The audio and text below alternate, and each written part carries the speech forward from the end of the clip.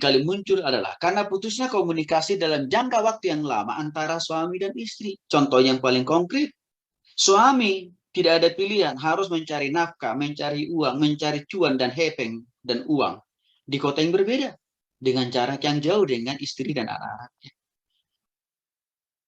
Oke. Ini juga bisa berpotensi besar melahirkan konflik. Mengapa? Karena jarak itu mempengaruhi.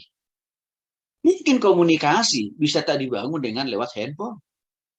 Tetapi jangan lupa Bapak Ibu, itu baru hanya salah satu cara.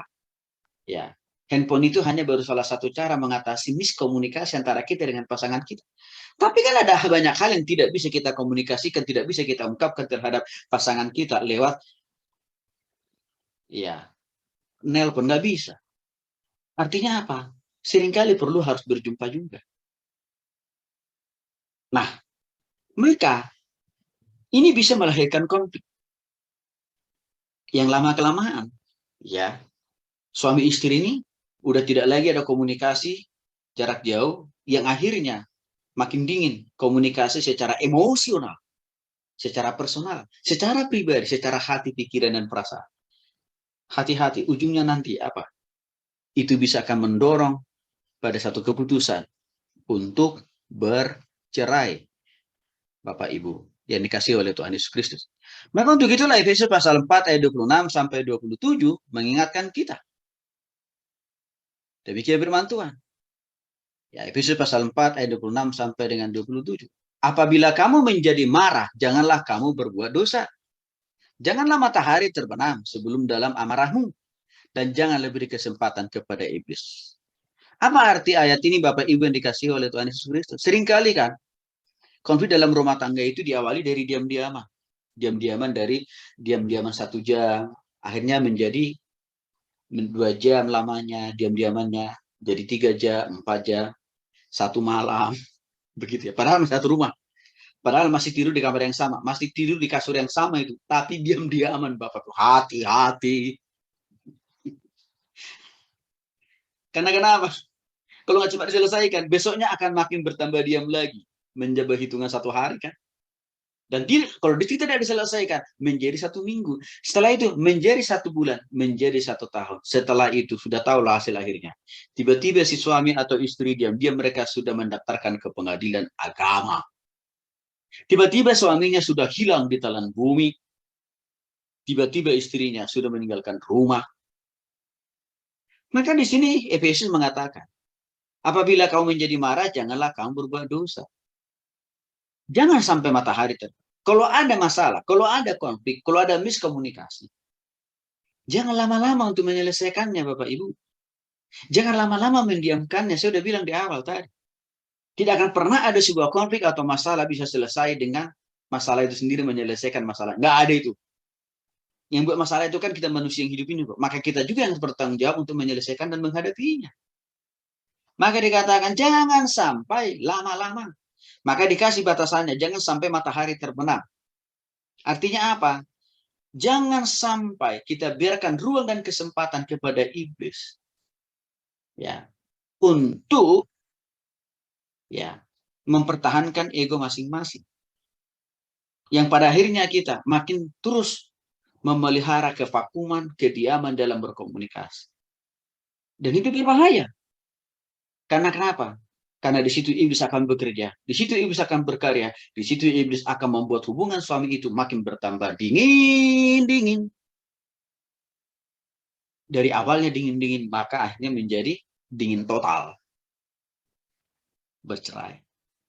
Jadi, cepatlah atasi, selesaikan konflik yang ada. Kita tahu Bapak Ibu bahwa Indonesia merupakan salah satu negara dengan tingkat perceraian tinggi di dunia. Saya ulangi. Negara Indonesia adalah salah satu negara tingkat perceraiannya tertinggi di Indonesia.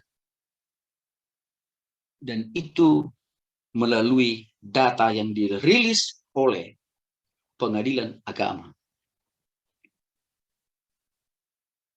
Ya, jadi ini laporan dari Pengadilan Agama. Saya ambil contoh. Dari 250 warga di Surabaya, saya ambil contoh dari satu kota saja, yang bercerai setiap harinya di Surabaya nih ya. ranking tertingginya ternyata dinominasi oleh para ASN, oleh guru. Artinya apa? Orang-orang yang punya status pekerjaan yang jelas juga rentan dengan perceraian loh Bapak Ibu. Jadi jangan kita berpikir kalau suaminya punya penghasilan yang jelas, konkret, setiap bulan, setiap tahun, atau mungkin juga udah ada dana pensiun pula, pasti nggak cerai-cerai. Siapa bilang? Data dari Pengadilan Agama, khususnya untuk konteks Surabaya, perceraian di sana tinggi dan itu ada dilakukan oleh ASN atau PNS. Jadi maksud saya, uang rupanya tidak langsung secara otomatis menghindarkan rumah tangga kita tidak akan pernah menghadapi konflik, enggak juga. Dengan swasta pasti tentu ada para profesional, para pengusaha. Wah, banyak juga kok. Kalau saya mau sebutkan di sini waktunya kurang Bapak Ibu. Karena saya juga melayani para pengusaha dan profesional. Jadi tahu hiruk-pikuk konflik dalam rumah tangga mereka. Di sana rentan juga bercerai. Cuma ada kadang-kala tidak ketahuan. Sebenarnya masih pulang sih malamnya suaminya ke rumah. Tapi pulang ke rumah udah diam-diaman sama istri. Lalu besok pagi dia berangkat ke kantor. Ya, artinya tanda kutip sudah terjadi perceraian di hati. Mereka ini tidak boleh kita biarkan. Ya, maka kalau suami pasangan bekerja di luar kota, ya untuk itu upayakan supaya ada pertemuan langsung minimal 1 kali seminggu. Itu minimal loh Bapak. Nah, waktu suaminya pulang dari luar kota, ya, para istri, bangunlah komunikasi, kasihlah perhatian yang terbaik untuk suami. Jangan selalu suaminya ditendang karena tidak bawa uang gede. Layanilah suami itu, perhatikanlah suami itu, kan hanya cuma 1 kali sebulan dia pulang. Apalagi kalau hanya cuma 1 kali sebulan, apalagi kalau cuma 1 kali setahun, Bapak Ibu. Jadi jangan waktu suami sudah pulang dari tempat kerja, dari kota yang, dari luar kota, si istri, selama suaminya di rumah, si istri masih sibuk dengan komunitas warisannya. Si istri masih sibuk dengan teman-teman alumni SD, SMP, TK-nya, mahasiswanya. Atau sisi lain, selama suaminya ada, si istri tidak berusaha ya memasak makanan yang enak, memperhatikan suami. Nah, ini akan bisa menjadi penyulut munculnya konflik di dalam keluarga itu, Bapak Ibu. Nah, ini untuk istri-istri, saya minta supaya diperhatikan. Untuk para suami, usahakan pulang minimal 1 kali seminggu. Kalau engkau pulang ke rumah, bertemu dengan istri dan suami, jangan juga engkau lebih menyediakan waktumu yang singkat itu untuk ketemu dengan teman-temanmu di lapo, di diskotik, di padang golf. Tapi gunakanlah waktu pulangmu itu untuk apa? Komunikasi. Ajak istri dan anak-anakmu untuk jalan-jalan. Itu. Makan bersama. Itu yang dipakai. Jadi kualitas perjumpaan suami dan istri pada waktu ada bersama-sama menjadi amat dan sangat penting. Yang ketiga, karena perselingkuhan yang dilakukan oleh suami dan istri. Contoh, pada tahun 2006, ada sebanyak 1.873 kasus perceraian yang didaftarkan di Pengadilan Agama Sidoarjo. Ya. Jumlah itu mengalami peningkatan. Bapak Ibu, ya. Dari 1.873 menjadi 2.000 kasus perceraian. Ini dilaporkan oleh kompas.com. Jadi dalam hal ini kita melihat Bapak Ibu yang dikasih oleh Tuhan Yesus Kristus. Awal mula dari pendaftaran untuk disidangkan, untuk diceraikan adalah perselingkuhan. Itu bisa dilakukan oleh istri, tapi juga bisa dilakukan oleh para suami. Maka untuk itulah, kalau kita sudah punya pilihan, dan kalau kita sudah memilih dan memutuskan menikah dengan suami, menikah dengan istri, ya cukuplah sampai di situ. Jangan kita lagi buka hati, pikiran, dan perasaan kita untuk orang lain, Bapak Ibu. Tidak boleh. Jangan lagi mendua hati. Dan Markus pasal 7 ayat 21 sampai 23 mengatakan, sejak dari dalam hatilah muncul segala hal yang najis dan kotor. Itu apa? Perzinahan. Jadi, ya, jaga hati.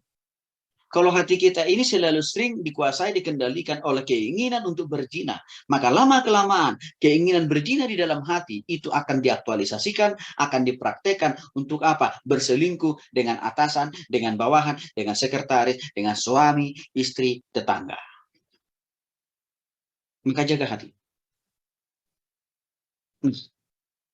Bapak Ibu dikasih oleh Tuhan Yesus Kristus. Perzinahan itu tolak ukurnya bukan karena kita sudah melakukan. Nah, dengan istri orang lain, dengan suami orang lain. Bukan. Tapi waktu ada di hati. Berniat itu. Ingin mengingini istri orang, ingin mengingini suami orang, ingin mengingini milik orang. Berarti kita sudah berdosa. Jadi jaga hati, jaga pikiran. Maka tindak tanduk kita akan terjaga dari yang namanya perzinahan. Untuk itulah Yakobus pasal 1 ayat 8 mengatakan, sebab orang yang mendua hati tidak akan tenang dalam hidupnya. Benar itu. Suami dan istri yang mana hati dan pikirannya dan juga tindakannya ya sudah diisi oleh niat, rencana dan perbuatan untuk selalu berselingkuh, tidak akan pernah tenang. Maka kadang-kadang begini. Ada orang mengatakan, wah, selingkuh itu enak. Kenapa? Karena si suami dan istri kita tidak tahu. Omong kosong, berita hoax. Ya. Itulah yang dipakai oleh si setan, oleh si iblis untuk menyesatkan keluarga-keluarga Kristen. Dan saya sudah menjumpai, saya sudah menemui. Beberapa tahun mungkin bisa ditutupi perselingkuhan suami atau perselingkuhan dilakukan oleh istri. Tetapi akhirnya terkuak juga. Akhirnya terbongkar juga. Maka maksud saya, jangan biasakan hati pikiran kita untuk apa? Mendua hati. Artinya apa? Berzina atau berselingkuh dengan suami atau istri orang lain. Lagi-lagi 1 Korintus 10 ayat 8 mengingatkan juga. Janganlah kita melakukan percabulan seperti yang dilakukan oleh beberapa orang dari mereka, sehingga pada suatu hari telah tewas 23.000 orang. Perselingkuhan itu salah satu bentuk konkret daripada percabulan. Rupanya hal ini, perilaku rumah tangga yang seperti ini sudah terbiasa terjadi di jemaat di Korintus. Maka untuk itulah Paulus menegur keras orang-orang di Korintus, rumah tangga, keluarga-keluarga di Korintus, yang notabene Paulus melihat di antara mereka ada yang istrinya selingkuh, ada yang suaminya selingkuh. Maka Paulus menegur mereka, mengatakan, jangan melakukan percabulan. Perilaku kehidupan rumah tangga orang-orang di Korintus yang begitu rusak itu dipakai oleh Paulus mengingatkan kita di zaman ini. Jangan lagi kita ulangi dosa yang sama. Jangan lagi kita buat juga dosa yang baru. Ada akibat yang ditimbulkannya. Waktu suami-suami, waktu para istri rumah tangga itu berselingkuh atau berzina. Apa yang terjadi? Hukuman Tuhan kepada mereka menghasilkan 23.000 orang koi, mati, tewas. Jadi Bapak Ibu, hei suami-suami, hei para istri, akan ada sebab akibat yang diakibatkan oleh tindakanmu dan keputusanmu untuk berselingkuh dengan suami orang lain, dengan istri orang lain. Mata Tuhan tidak bisa ditutupi. Mata Tuhan tidak bisa kita abaikan. Menurut penulis Amsal dan Mazmur, mata Tuhan ada di mana-mana. Jadi waktu suami berselingkuh dengan sekretarisnya, bawahannya, atasannya, mata Tuhan juga melihat kau di sana. Waktu para istri berselingkuh dengan suami tetangganya, mata Tuhan juga lihat apa yang kau lakukan di sana, hai para istri-istri. Hukuman Tuhan cepat atau lambat akan datang menghampirimu. Kalau dikatakan di Korintus ini, tewas 23.000 orang. Apakah ini perlu terjadi dalam kehidupan kita? Karena suami dan para istri juga senang berselingkuh. Tentunya enggak kan? Jangan ulangi ini Bapak Ibu.